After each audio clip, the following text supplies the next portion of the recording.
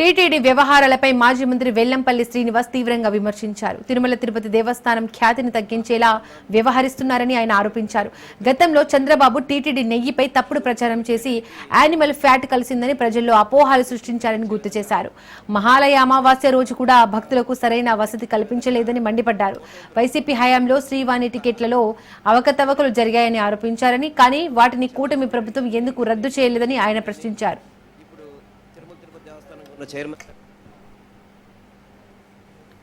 పరకామణిలో జరిగిన దోపిడీపై వ్యాఖ్యానిస్తూ రవికుమార్ అనే వ్యక్తిని తమ ప్రభుత్వంలోనే పట్టుకున్నామని చెప్పారు.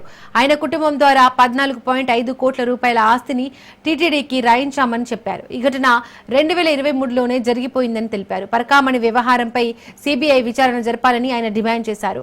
విజయవాడ ఉత్సవాల పేరుతో కూటమి ప్రభుత్వం డబ్బులు వసూలు చేస్తోందని ఆరోపించిన వెల్లంపల్లి దసరా ఉత్సవాలను పట్టించుకోవడం లేదని విమర్శించారు.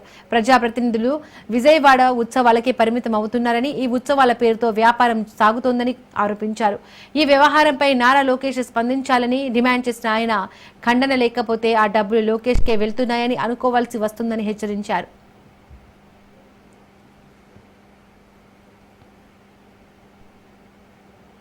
రాష్ట్రంలో ఉన్న ఏదైతే ప్రైవేట్ మెడికల్ కాలేజీల యొక్క ఇష్యూని డైవర్ట్ చేయడానికి, మళ్ళీ తిరుపతి ప్రతిష్టను తగ్గించే విధంగా, వెంకటేశ్వర స్వామి యొక్క ఖ్యాతిని తగ్గించే విధంగా కూటమి ప్రభుత్వం మళ్ళీ ఒక స్టోరీని బయటికి తీసుకురావడం జరిగింది.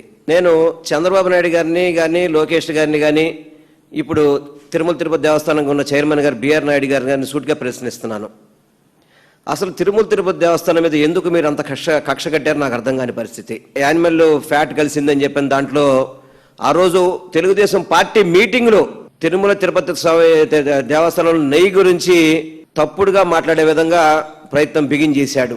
కనీసం టిక్కెట్ల జారీలో కూడా సరైన పద్ధతి వ్యవహారం చెయ్యక దాదాపు 7 చనిపోయారు తిరుమల తిరుపతి దేవస్థానంలో, ఏది కింద టిక్కెట్స్ కోసం అని చెప్పని.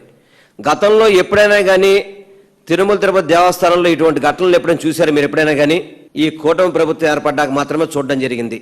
గతంలో శ్రీవాణి టిక్కెట్ల గురించి ఏం మాట్లాడారంటే కూటమి నాయకులంతా కలిసి, శ్రీవాణి టిక్కెట్ల డబ్బులన్నీ కూడా వైసీపీ ప్రభుత్వం దోచేసుకుంటుంది, సరైన అకౌంటబిలిటీ లేదు, మేము వచ్చాక క్లోజ్ చేస్తామని చెప్పిన వ్యక్తులు 1000 టిక్కెట్లు మాత్రమే రోజుకి అమ్మితే ఈరోజు 2000 టిక్కెట్లు అమ్మడానికి మీరు ఆల్రెడీ ఇప్పటికే బోర్డు తీర్మానాలు చేశారు కదా. ఎందుకు శ్రీవాణి టిక్కెట్లు ఎందుకు మీరు క్లోజ్ చేయలేదు? ఇది కాకుండా ఇప్పుడు కొత్తగా పరకామణి ఇష్యూ అని చెప్పని, గతంలో ఆల్రెడీ అందరికి తెలిసిన ఇష్యూనే మళ్ళీ వీడియో చూపెట్టడం, పరకామణిలో వీళ్ళు డబ్బులు దోచేసుకుంటున్నారు అని చెప్పే విధంగా. మా ప్రభుత్వంలో ఉన్నప్పుడే ఆ రవికుమార్ని పట్టుకోవడం జరిగింది. తను ఎప్పటి నుంచి చేస్తున్నాడంటే దాదాపు ఒక 20 ఏళ్ళ నుంచి చేస్తున్నాడు అనేది, అది కనుక్కున్నది ఎవరు? మా ప్రభుత్వంలో ఉన్న విజిలెన్స్ ఉండబట్టే ఆయన్ని కనుక్కోవడం జరిగింది. వాళ్ళ కుటుంబం పేరుతున్న ఆస్తుల్లో సుమారుగా అప్పుడు రిజిస్ట్రేషన్ వాల్యూ 14.5 కోట్ల రూపాయలు విలువైన ఆస్తులన్నీ కూడా టీటీడీకి రాయించడం జరిగింది. టీటీడీకి